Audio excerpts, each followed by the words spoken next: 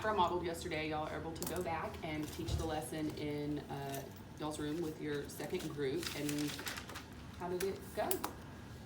Mine went well. It was short and sweet. It didn't seem like it took as long as yours. And I did fail to use the word digit.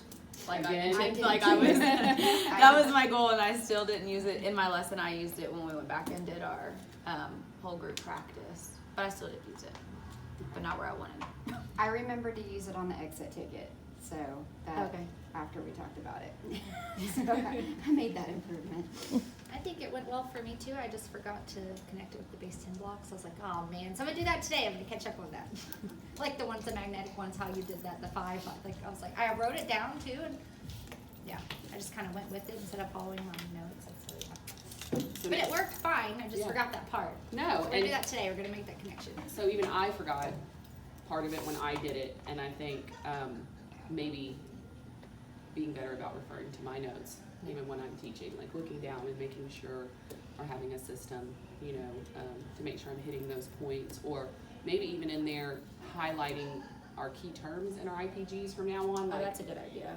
something, I was thinking back on that too after you mentioned yesterday that even I missed part of something we talked about and planned about. And so I was thinking maybe in my notes or in the IPG, however I want to set it up, like highlighting the key terms I want to make sure I say, or the key statements, don't forget this, you know, putting an underline under it, so that way it's a quick glance. I'm not trying to read a paragraph, but a quick glance and going, oh yeah, I need to remember to do That's a that good idea. part. So that was just my thoughts on that.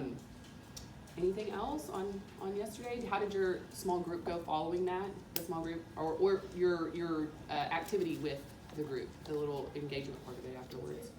It was good. They're still struggling, like saying the whole number together, so we did a lot of the chunking Okay. practices. They seem like they have the values down. The one that was the most complicated for my kiddos, I think, is the 10,000 place, because they see 10,000 and they just want to say, like if there's a 4, they don't know to say 40. They want to say like 400, or they don't know that they're counting by tens. So that one.